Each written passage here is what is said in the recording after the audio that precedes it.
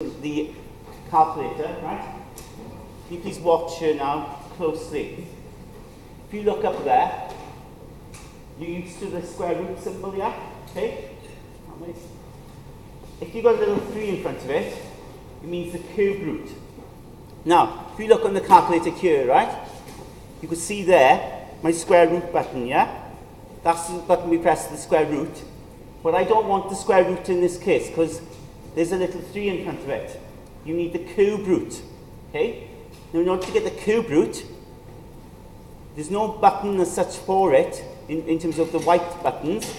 If you look above the square root, you can see there's a yellow cube root there.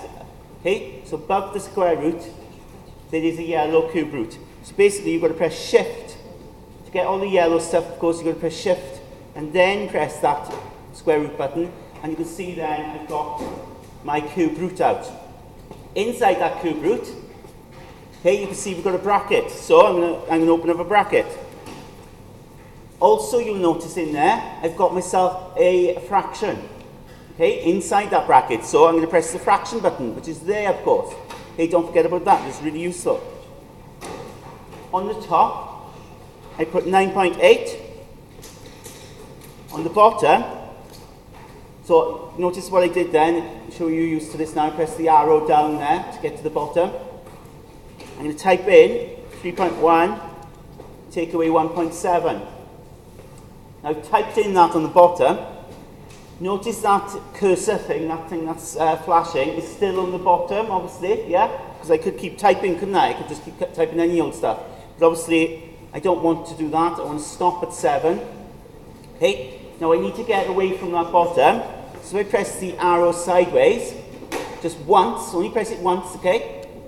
Then I'm out of that bottom, but I'm still inside that cube root. I've got to close the bracket, okay? And then notice the last thing on that question is to square it.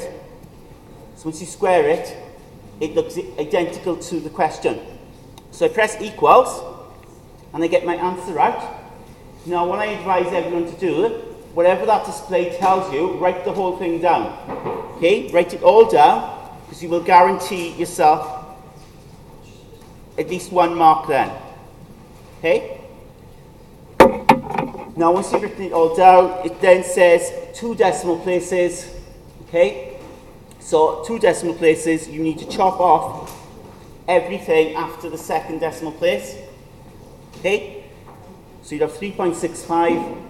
You need to check after then. After that line, there's a 9 there, isn't it? So because this is a 9, you round this up to a 6. So you get 3.66. Okay?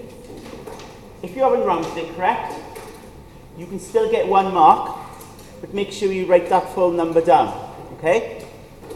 Right. Do question 6 as well.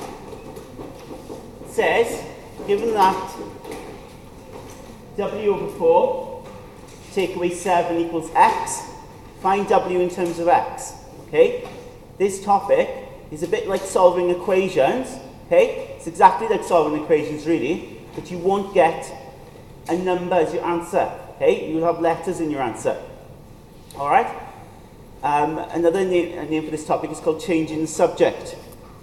Now, if we look at this here, treat it like a solving question.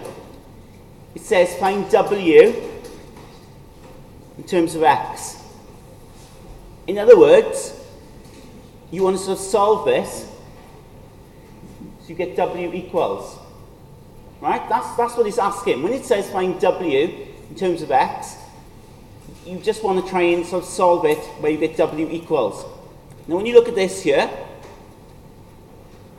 you've got a lot of things surrounding the w. You've got this minus 7 to start with. And of course, when we solve equations, we can think of taking that over the other side. If you remember, when you take it over the other side, you add, don't you? Okay, you do the opposite, you add. So you've got that. So we've got 1 mark already just for doing that step there. Now, to get w equals, think about what we've got here. You're dividing by 4. Okay? Now, I'm sure you know now what to do.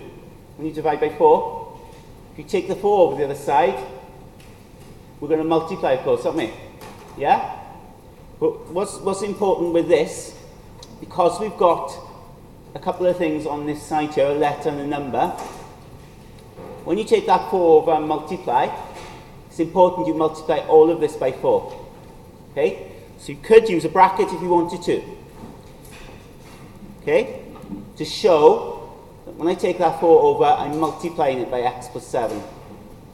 Or, right, and I will show another approach, because some people like this. The other way of thinking of it is, you take that 4 over, and as I said, multiply everything by 4. So you times that by 4, you get 4x.